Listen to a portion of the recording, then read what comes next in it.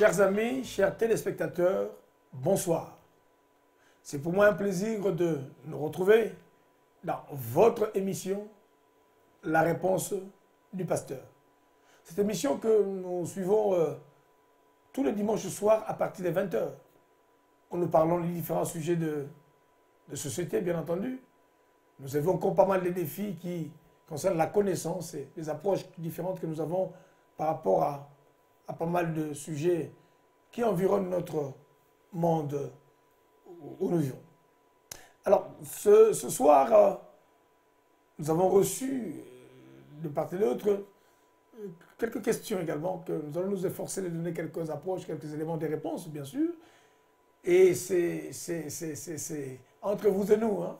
N'hésitez pas à nous faire de retour par rapport à vos questions et à envoyer aussi vos différentes questions. Sans plus tarder, nous allons vers notre boîte que nous utilisons d'ailleurs, cette belle boîte-là qui nous garde des secrets. Alors nous allons tirer une question que nous allons découvrir ensemble, bien entendu. Hein. Alors, pour ce soir, on y va. Voilà, nous tirons une question que nous allons partager ensemble et qu'on va découvrir ensemble. Suivez bien la question que nous allons découvrir ensemble.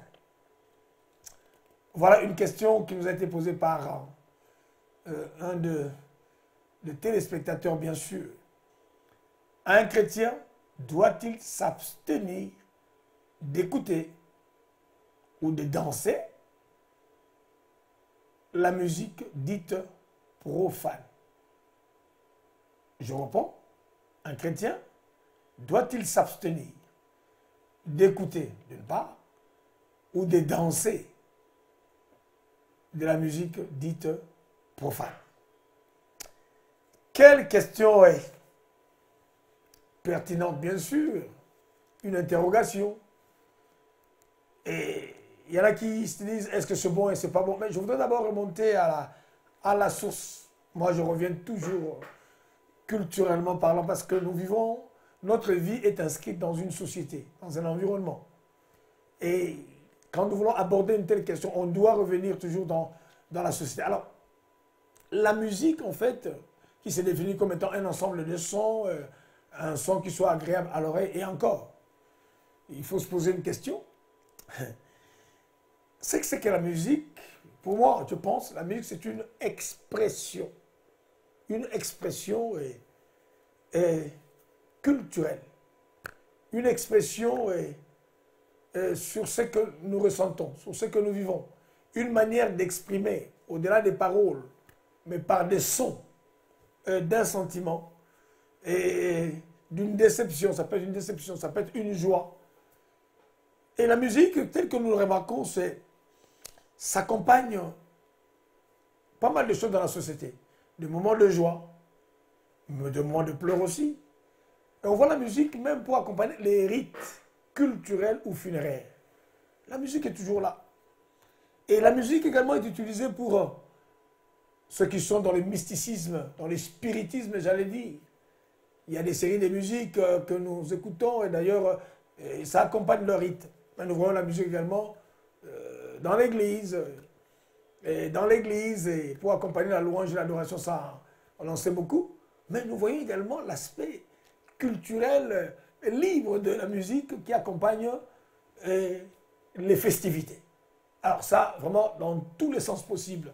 Donc il n'y a pas un seul endroit, pour ne pas citer le nombre de musiques que nous connaissons. Mais le problème se pose du point de vue sociétal. Donc nous retrouvons la musique partout. De manière générale, la musique n'est pas mauvaise. De manière générale. Parce que ça accompagne une expression de joie. Il y a des gens, pour parler, ils préfèrent chanter. Et d'ailleurs, nous retrouvons la musique également. Nous connaissons notre fable, la cigale et la fourmi. On nous a dit que la cigale est enchantée toute la nuit. Même les animaux chantent.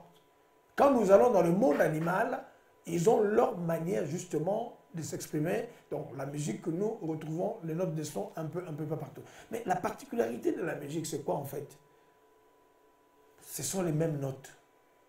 Fa, sol, la, do, ré, 6 mots. Fa, sol, la, do, ré, fa, sol, la.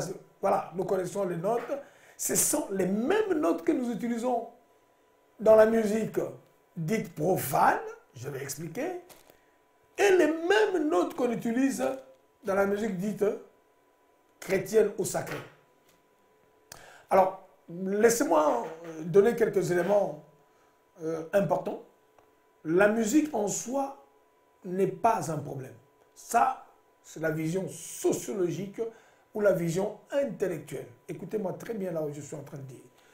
Du point de vue intellectuel, le même arrangement que l'on fait pour une musique chrétienne, c'est pratiquement les mêmes que l'on fait avec la musique profane. Donc, les mêmes instruments, la même percussion en fait.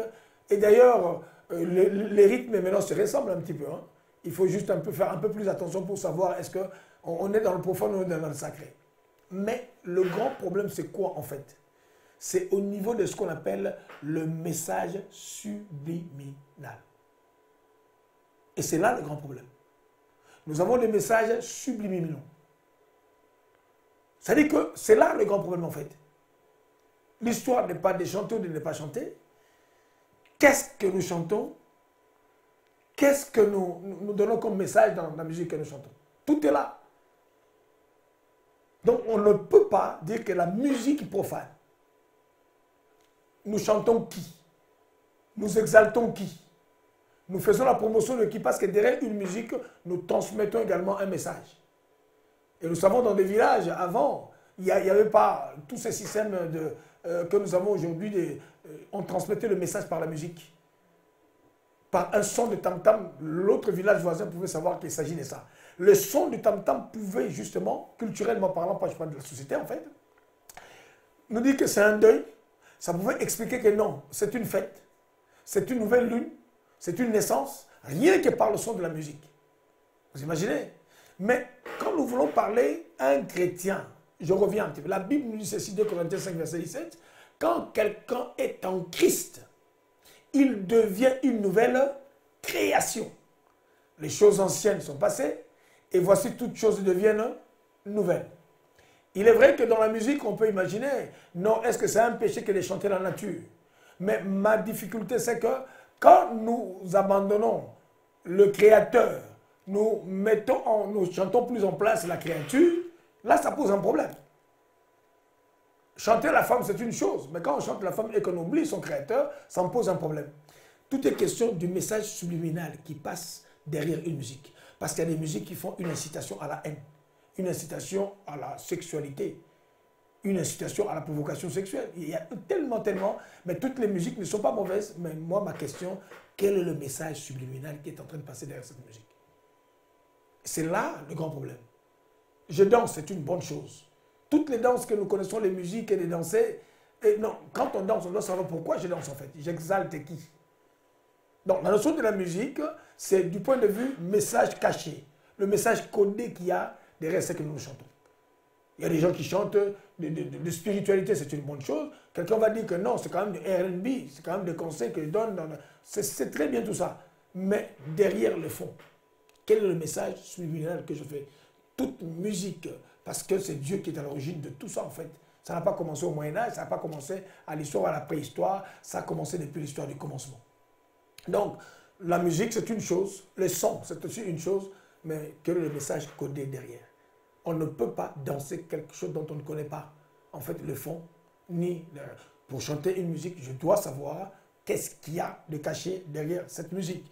Alors, quand on dit qu'un chrétien, c'est un enfant de Dieu, ce n'est pas quelqu'un qui porte le nom de chrétien, mais c'est quelqu'un qui est devenu chrétien. Dans notre vie d'avant, si on dansait les musiques profanes, si on se plaisait à ça. Et d'ailleurs, la difficulté aujourd'hui, c'est que la musique, le rythme, les tendances, d'ailleurs, c'est difficile aujourd'hui de comprendre. La louange, écoutez-moi très bien, nous commençons par la louange. Alors, certaines louanges, la louange est la porte d'entrée de l'adoration, pour parler du cas spécifique des chrétiens. Mais aujourd'hui, malheureusement, nous commençons par une louange, nous tombons dans les spectacles. Ça, c'est le spectacle. Alors que la louange doit nous ramener dans le cœur de l'adoration. Et le problème, c'est justement ça. Donc, nous chantons, mais on rentre, nous exaltons notre corps, nous exaltons notre bonheur, on exalte tout ce que nous avons.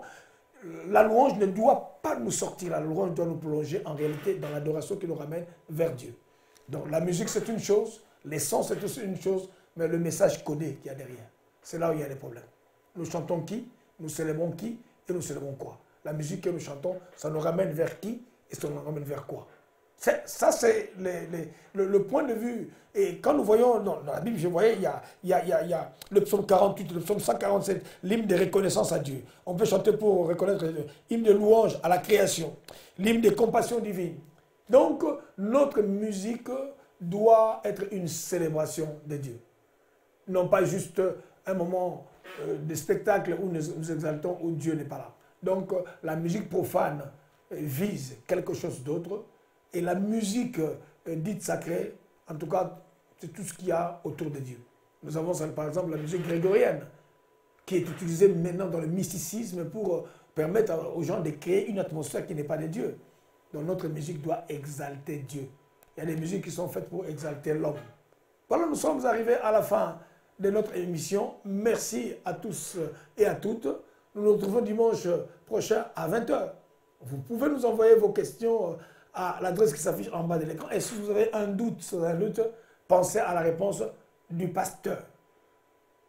Un enfant de Dieu, dans la réalité, doit danser la musique qui élève Dieu, qui honore Dieu, qui enrichit notre âme et qui ne sort pas notre âme pour nous ramener dans les ravins du spectacle. Quand quelqu'un est en Christ, il devient une nouvelle création. Les choses anciennes, quand on dit les choses anciennes sont passées, et dans tout ce qu'on faisait d'avant, et nous devons une nouvelle création en Christ. Demeurez bénis et que le Seigneur vous bénisse. À très bientôt.